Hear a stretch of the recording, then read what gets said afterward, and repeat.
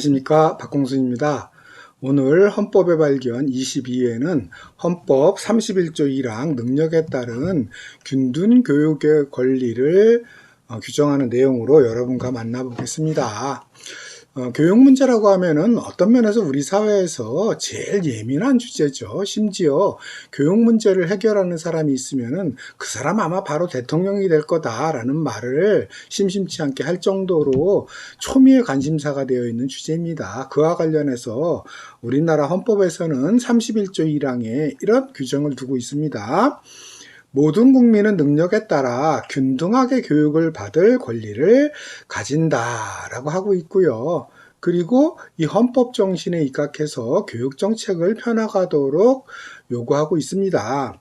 자, 그런데 이 헌법 규정 안에는 사실은 언뜻 충돌해 보이기도 하는 두 가지의 원리가 이렇게 공존하고 있어요. 하나는 능력이라는 기준이죠. 능력에 따라 라고 하고 있고요. 또 다른 하나는 균등하게 교육받을 권리.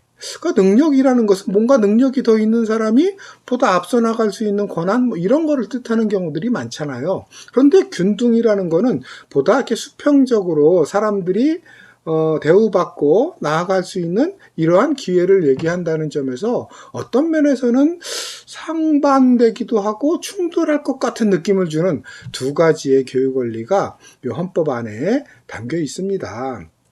그리고 이를 둘러싸고 오해라든가 혹은 왜곡이라든가 이런 것들이 많이 발생하고 있기도 하죠. 일단은 능력에 따라라고 말하고 있는 걸로 봐서 절대적 평등 개념은 아니라고 할 수 있어요. 절대적 평등은 능력 여하와 상관없이 똑같이 대우받아야 된다는 점을 규정하죠. 근데 여기서 능력을 하나의 단서로 다뤄놓았기 때문에 상대적 평등 개념에 가깝다라고 하고 있고요. 하지만 이제 이에 대한 우리의 통념은 사실상 능력을 중심으로 생각하는 경우가 많아요. 능력을 중심으로 측정하고 그리고 이것을 통해서 진학할 수 있는 자격이 주어지는 것으로 이해하고 그걸 통해서 경쟁 교육을 정당화하는 논거로 사용하는 경우들이 많습니다. 그냥 여기서 말하는 균등 교육, 즉 평등 개념은 그냥 국민이라면 누구나에게 교육의 기회를 주는 것, 학교 다닐 기회를 주는 것, 뭐 그 정도의 형식적인 것으로만 이해하고 넘어가곤 하죠. 현실적으로는 그냥 경쟁에 맡기는 교육이 일반화되어 있는 경우들이 많습니다. 이 상태에서는 평등은 능력이라는 말 혹은 능력과 연관성을 갖는 경쟁이라는 말을 그냥 수식하는 정도, 뭐 그 정도의 의미로 이해하는 경우들이 많이 있죠. 하지만요, 문장의 구조를 보면은요, 균등하게 교육을 받을 권리를 가진다가 중심이죠. 문장 구조만 보더라도. 그리고 그거를 보완하고 꾸미고 혹은 단서 정도의 역할로서 주는 것이 능력에 따른 이라는 기준이라고 볼 수 있어서요. 일단 문장을 놓고 봐도 균등교육이 중심점에 있다는 것을 알 수 있습니다. 그리고요, 이러한 내용을 보다 풍부하게 담고 있는 세계인권선언 26조 1항의 내용을 보더라도 우리가 그 의미를 보다 구체적으로 이해할 수 있는 단서가 제공되어 있는데요. 내용을 읽어보면 이렇습니다. 고등교육, 즉 대학교육은 다른 차별 없이 오직 학업 능력이 있느냐 없느냐 여부만 따져서 모든 사람에게 똑같이 개방되어야 된다라고 하고 있습니다. 이 정신이 우리 헌법에 담겨 있는 거다라고 봐야 되겠는데요. 그런데 여기서 우리가 주목해야 될 점은요. 세계인권선언은 고등교육, 즉 대학교육 에 있어서의 기준을 제시하고 있다는 점이에요. 심지어 대학교육조차도 여기서 말하는 고등교육은 고등학교 교육이 아닙니다. 그건 중등교육에 들어가고요. 고등교육은 대학교육을 말하는데 개념상으로요. 그런데 이 대학교육을 설명할 때 학업 능력이 있느냐 없느냐 여부만 따지고 모든 사람에게 그 이해 부분은 동등하게 개방돼야 된다 얘기하고 있어요. 능력이라는 기준을 적용하는 경우조차도 대학교육이라는 데 초점을 맞추고 있습니다. 그러면 당연히 중등교육과 초등교육, 즉 초등학생, 중학생, 고등학생의 경우는 보다도 능력보다도 평등의 중심이 갈 수밖에 없는 내용을 이 조항 안에 품고 있다고 봐야 되겠죠. 당연히 초등에서 중등을 거쳐서 고등으로 갈수록 능력이라는 기준을 조금씩 더 강조하는 경향을 고려할 때 초등 중등 교육은 보다 더 균등 평등이라는 개념이 살아있어야 된다. 현실 정책이나 실제 이루어지는 교육과정, 교육 현장에서 살아있어야 된다라는 점을 강조하고 있는 거고요. 무엇보다도 벌써 뉘앙스로 일정하게 다가오지만 평등은, 교육에 있어서 평등을 저해할 수 있는 요소를 최소화해라, 이런 얘기죠. 평등의 저해 요소, 교육상 이걸 최소화하는 방향으로 법을 만들고 정책을 만들어야 된다라는 점을 권장하고 있는 거고요. 규정하고 있는 거고요. 자, 이것이 우리 헌법 내용에도 담겨 있다고 봐야 되겠죠. 그럼 여기서 말하는 학업 능력이란 기본적으로 타고난 능력과 그 다음에 자신의 노력을 말하는 걸 테죠. 얼마나 자기가 재능을 갖고 태어났는지, 그리고 그것을 애써서 개발해냈는지, 그 결과로서 능력의 차이가 어느 정도 있는지 딱 이것만 가지고 교육이 결정돼야 된다라는 점을 이야기하고 있는 거고요. 자, 그런데 현실에서는 아무래도 경쟁 중심으로 가는 경우들이 많아요. 특히 지난 한 몇십 년간은 신자유주의가 풍미하면서 이것이 경제 분야만이 아니라 교육 분야에 있어서도 주요 사회 원리로 자리 잡고 있습니다. 그것을 대표하는 사람이 신자유주의의 아버지라고 할 수 있는 하이에크고요. 하이에크는 자유헌정론이라는 책에서 이런 얘기를 합니다. 교육을 통한 공공의 필요 기여가 교육 비용을 보상할 정도로 증가될 사람은 전체 인구의 아주 작은 부분이다. 제한된 지출로 최대 성과를 얻으려면 소수 엘리트 교육에 집중해야 된다. 그러니까 소수 엘리트를 육성할 수 있는 경쟁 교육 중심으로 가야 된다. 그것이 사회적 비용을 최소화할 수 있는 길이다, 이거예요. 논리를 보면은요, 교육을 통해서 모두에게 어떤 균등한 교육 기회가 주어졌을 때 공공적인 필요에 기여할 수 있는 부분이 사실상은 매우 작다. 오히려 소수의 엘리트가 사회 발전에 훨씬 더 기여한다. 그러므로 사회가 관심을 기울여야 된다면 그것은 전체를 대상으로 한 어떤 균등의 관점 혹은 평등의 관점보다는 소수 엘리트를 집중적으로 육성해내는데 초점을 맞춰야 된다. 그것이 올바른 방향이다 라고 하고 있고요. 제가 배경 그림으로 삼고 있는 벨로스의 미국 화가죠. 벨로스의 넉아웃이라는 그림을 보면은요, 그러한 경쟁 상황을 상징적으로 보여주고 있죠. 먼저 그림을 보면은 승부의 결과가 명확하게 났습니다. 한 선수는 이미 링에 쓰러져 있고요. 한 선수는 이제 승자의 모습을 하고 있죠. 그래서 패배자와 승리자가 명확히 구별되는, 그래서 승자와 패자로 구별되는 것이 교육에도 그대로 적용되는 논리고요. 그 다음에 심판이 중간에서 가로막고 있죠. 권투 경기, 스포츠 경기에서 심판은 공정하고 객관적인 것을 상정하죠. 교육도 마찬가지로 사회가 그 능력과 경쟁을 수치화해서 객관적으로만 평가해주면 되는 거다. 심판 역할만 해주면 되는 거다. 나머지는 그냥 개인 간의 경쟁에 맡겨라. 이런 이미지가 담겨 있다고 보면 될 거고요. 주변의 관증이라는 것은 사회적인 분위기, 여론 혹은 국민들의 관심사 이런 것들을 반영할 텐데요. 우리 사회만 하더라도 경쟁교육, 경쟁을 통한 승패의 구별을 당연하게 생각하는 경향이 많고 심지어 헌법이 우리에게 그것을 요구하고 있다라고 생각하는 경향이 다분합니다. 신자유주의 논리를 경쟁 논리를 교육에 그대로 적용한 내용이라고 할 수 있겠죠. 사실은 그러한 결과로 나타나는 소수 엘리트 중심의 교육은요, 미국이나 유럽 몇몇 나라에서 심각한 결과를 초래했던 것이 역사적 과정이라고 할 수 있는데요. 제가 실어놓은 그림이 그 일환이라고 할 수 있습니다. 사진인데요. 영국의 사립학교 이튼 칼리지에 다니는 어떻게 보면 기적적인 학교라고 할 수 있겠는데, 거기에 다니는 부유층 자녀들의 모습과 그것을 부러운 눈초리로 바라보는 일반 학생들의 오른쪽 시선을 대비해 놓은 그런 사진입니다. 사실은 이런 소수 엘리트 중심의 교육에 대해서 우리에게 교육학자로 유명한, 사회학자이자 교육학자로 유명한 존 듀이는 민주주의와 교육에서 이렇게 지적을 합니다. 교육을 통해서만 사회평등은 문구 이상이 된다. 출생, 부귀와 학습의 우연적 불평등은 타인의 기회를 항상 제한하는 경향이 있다. 하이에크의 주장과는 상당히 다른 분위기를 풍기는 내용이라고 할 수 있겠는데요. 듀이 같은 경우는 오히려 벌어진 사회적 불평등을 줄일 수 있는 가장 중요한 통로를 교육에서 찾고 있습니다.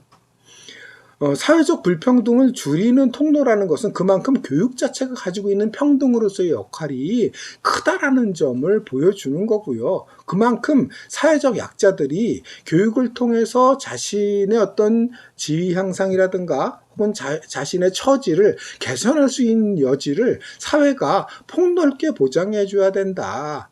그리하여서 결과적으로 사회적 불평등이 완화될 수 있는 방식으로 유도해야 된다라는 생각을 가지고 있는 거죠. 이 내용 자체가. 그리고 여기서 출생과 부귀와 학습의 우연적 불평등이 타인의 기회를 제한한다 그랬는데, 당연히 출생에 있어서 부자로 태어난다든가 아니면은 정말 빵빵한 집안에서 태어나는 것은 우연적인 거잖아요. 내가 어느 집안에서 태어날지 어떻게 알겠어요. 그러한 우연적 불평등을 중시하는 사회는 타인의 기회를 항상 제한한다. 그럼 여기서 타인은 사실은 다수겠죠. 어느 사회에서나 부유한 집안은 소수잖아요. 대다수의 구성원들은 평범하거나 가난한 집안에서 태어나는 경우가 많죠. 그러면 좀 표현을 바꿔서 말하면은 소수가 가지고 있는 우연적 불평등, 즉 어느 집안에서 태어났느냐라는 우연적 불평등을 중시하는 그러한 교육은, 또 그러한 사회는 다수의 기회를 제한하는 경향이 있어서 오히려 사회적 불평등을 확대 재생산하는 경향이 있다는 거죠.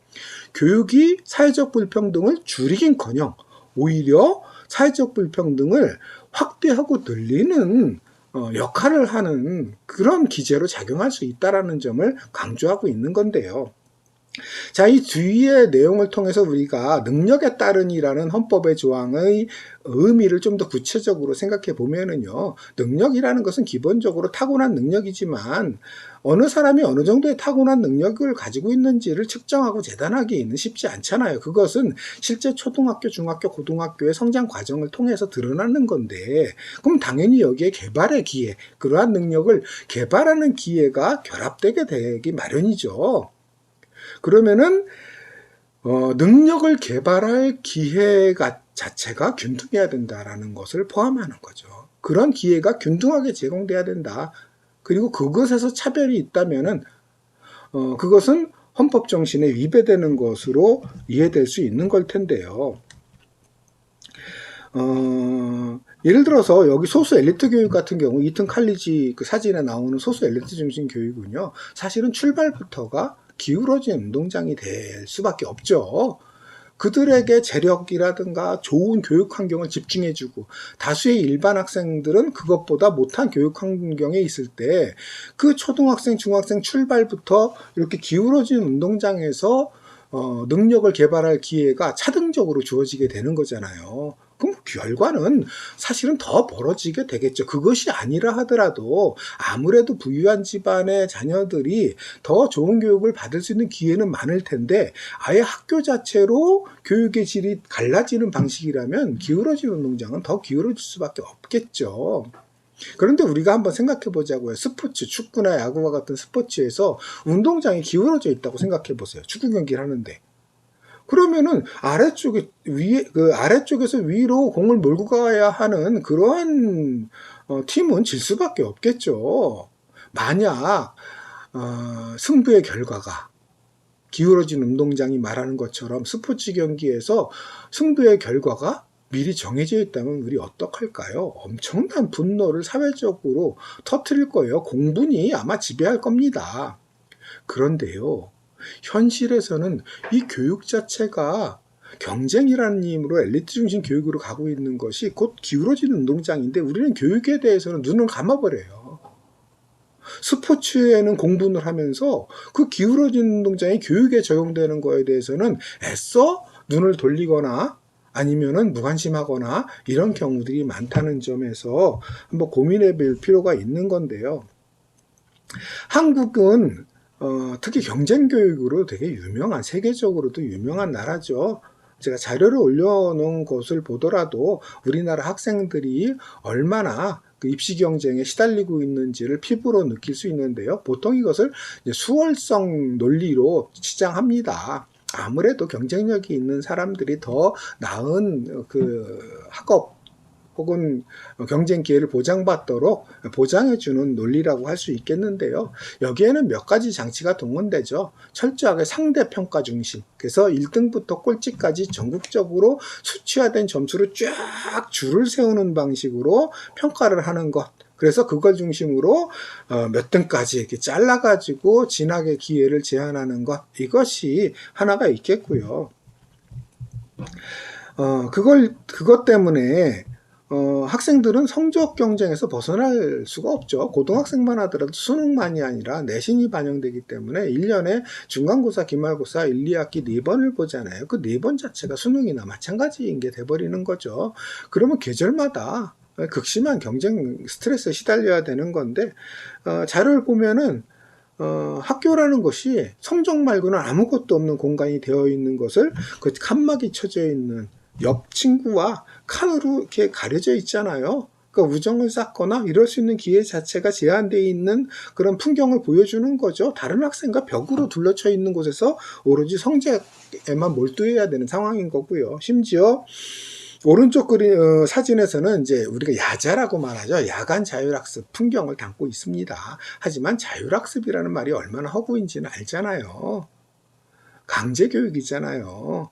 그러면 정해진 수업 시간 이외의 시간을 학생 스스로가 스스로 판단하고 배분할 수 있는 자유가 제한된다는 점에서, 못 나가게 한다는 점에서 신체의 자유, 헌법이 기본권으로 보장하는 국민의 신체의 자유가 사실은 부당하게 제한당하고 있는 꼴인데, 이것이 일반화되어 있는, 전국적으로 일반화되어 있는 것이 우리의 현실이다라는 점을 알 수 있겠고요. 그래서 대다수 학생이 성적의 노예로 살아가고 있는 것이 현실이라고 할 수 있겠습니다.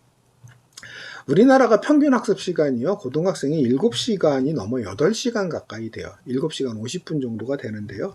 문제는 통계청에 의하면은 초등학생의 평균 공부 시간도 하루 7시간이라 그래요. 그러니까 초등학생과 고등학생이 별 차이가 없을 정도로 어려서부터 이런 입시 교육 환경에 있게 된다는 것이죠.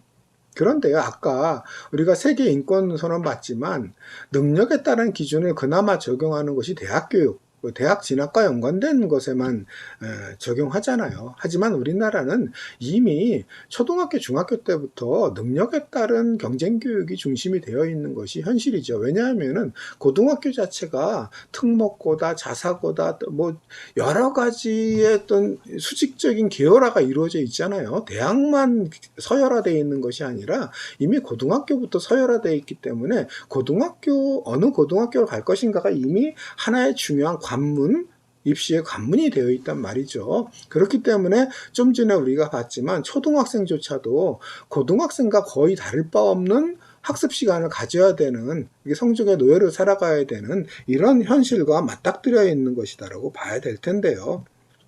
근데 사실은 한번 반성적으로 비교를 해보자면요, 세계적으로 교육 선진국으로 통하는 게 핀란드거든요. 핀란드 같은 경우가 세계 학업 성취도 1위를 거의 빠짐없이 차지하고 있고요. OECD에서도 1위고요. 그 다음에 교육의 효율 지수라는 게 있어요. 거기에서도 1위를 거의 놓치지 않아요. 하지만 한국은 핀란드보다 일주일에 22시간이나 더 공부하는데도 불구하고 읽기나 수학은 최상위권이에요. 하지만 자기주도 학습이라든가 효율성에서는 24위여서 거의 저 뒷공무니 쪽에, 하위 그룹 쪽에, 교육의 효율 지수는 저 하위 그룹 쪽에 있는 것이 우리의 현실이다라는 점을 알 수 있는 거고요. 그래서 이제 한국의 대학 진학률은 굉장히 높아요. 한 70%가량이 돼요. 그런데 유럽의 주요 국가들의 대학 진학률은 40%예요. 우리 흔히 이것을 스위스 패러독스라고 하거든요. 스위스는 세계에서 1인당 국민소득이 제일 높고 삶의 만족도라든가 질이 굉장히 높은 나라죠. 스위스의 대학 진학률은 30%예요. 그러니까 오히려 대학 진학률이 낮은데 행복 지수는 높은 유럽 나라들처럼, 그런데 오히려 한국처럼 대학 진학률은 세계 최고인데 국민들의 행복 지수는 상당히 낮은 편인, 이걸 이제 스위스 패러독스라고 얘기하는데, 그 원인은 사실은 사회적인 거라고 봐야죠. 대졸자와 고졸자 사이의 임금 격차가 워낙 크기 때문에 교육 과정에서 성적의 노예화로 전락할 수밖에 없는 현실 속에 놓여 있다라고 봐야 되겠죠. 미국도 좀 심한 편이에요. 미국도 원래는 1980년에 대졸과 고졸의 임금 격차가 한 20, 30% 정도였는데 이것이 최근엔 60, 70%까지 벌어져 있어요. 근데 최근에 60, 70까지 벌어져 있는 것이 이제 우리의 현실과 유사한 거죠. 제가 자료 사진을 올려놓은 것이 유명한 영화죠. 죽은 시인의 사회라고 수많은 사람들이 이제 봤을 만한 영화인데요. 오른쪽의 장면이 그 키팅 선생이 책상 위에 올라가서 다른 시선과 시야를 가져볼 것을 학생들에게 권하는 것이고, 그 포스터에 학생들이 책상에 올라간 것이 이제 키팅 선생이 학교에서 쫓겨날 때 학생들이 키팅 선생에 대한 존경의 표시, 그리고 키팅 선생이 가지고 있는 그 어떤 교육 정신에 대한 동의의 표시로 책상 위에 올라가는 그 유명한 장면이 그 포스터 속에 나와 있는 거라고 할 수 있겠는데요. 이 영화 속에 나오는 웰턴 고등학교는 아이비리그라 그러죠. 미국에서 예일대라든가 하버드대라든가 프리스턴 대학이라든가 이 8개 대학, 상위권 대학을 아이비리그라 그래요. 그런데 이 영화 속의 웰턴 고등학교는 아이비리그 진학률이 70%에 달하는 그런 학교로 나오죠. 그래서 축하고 성적 중심의 교육만을 하는 학교예요. 어떤 학생이 자기 개인의 취향을 발휘하기 위해서 연극부에 들어서 연극을 이제 열심히 하는데 부모의 반대가 극심합니다. 워낙 반대가 극심하니까 결국은 자살해서 죽게 돼요. 큰 사건이 일어나죠. 그만큼 그 개인이 가지고 있는 어떤 능력, 취향, 이것을 다양한 관점에서 바라보는 것이 아니라 오직 성적 줄세우기라는, 대학 진학이라는 요 하나의 잣대만으로 평가하고 있는 현실을 그대로 반영한 거고요. 키팅 선생이 이 책상에 올라간 것은 다른 시야, 뭔가 자신의 인생, 더 넓게는 사회를 바라보는 이 좁은 시야에서 벗어나서 보다 넓은 시야로 세상을 바라볼 것을 요구하는 그런 제스처라고 할 수 있을 거고요. 더 나아가서는 이 영화가 또 많은 사람에게 영감을 불러일으켰던 단어가 까르페 디엠이잖아요. 학생에도 까르페 디엠이 있는 거죠. 학생은 미래를 준비하는 시기이기도 하지만 청소년이라는 고유한 시기의 특성도 또한 가지고 있잖아요. 그래서 그 시기에 누려야 될 즐거움, 행복, 이런 것들을 누릴 권리와 자격이 있는 그런 계층이죠. 그랬을 때 학생으로서 그 시기에 가져야 될 즐거움을 포기하지 말라는 또 그런 메시지도 담고 있었던 영화라고 할 수 있는데요. 우리 학생들에게 그대로 필요로 되는 메시지, 또 우리 학생 이전에 우리의 교육 당국자 그리고 우리 사회 구성원들이 가져야 될 문제의식이 아닐까 생각해 봅니다. 자, 오늘 헌법에서 얘기하고 있는 균등이라는 교육의 원리와 능력이라는 교육의 원리를 어떻게 균형 있게 이해해야 되는지, 제가 그렇다고 능력을 부정하는 건 아니죠. 당연히 사회적으로 보다 그 경쟁력 있는 사람들이 그만한 위치에서 자기 역할을 하는 것은 바람직하고요. 그런 능력의 차이라는 것은 인정이 돼야죠. 문제는 초등, 중등 교육 과정에서, 심지어 대학 교육 과정에서도 능력을 개발할 기회가 정말 균등하게 주어졌느냐. 근데 현실에서는 부의 정도에 따라서 그것이 차등화되어 있고, 혹은 도시에 사느냐, 지역에 사느냐, 어떤 시골에 사느냐, 이런 지역에 따라서 기회가 차별적으로 주어지고 있는 이런 현상들이 우리 사회에 적지 않다. 그리고 그것이 대학 이전에 이미 중등교육 과정에서부터 서열화되어 있는 학교 체제를 통해서 조장되고 있는 면이 강하다. 그런 점에서 능력을 개발할 수 있는 기회가 균등하게 주어지는 것, 이것을 이제 강조하는 내용이다라고 이제 이해하시면 될 겁니다. 그리고 그에 맞게 우리 사회의 입시 정책이라든가 아니면은 대학 정책, 나아가서는 중고등학교 교육 체계 등이 마련돼야 되지 않을까라는 문제의식을 같이 여러분과 나눠보는 시간이었습니다. 다음 시간에 다른 주제로 또 여러분과 만나겠습니다. 오늘 여기까지 하고요. 의미 있는 내용이었으면 구독과 추천 늘 그렇듯이 당부드리고요. 마치겠습니다. 감사합니다.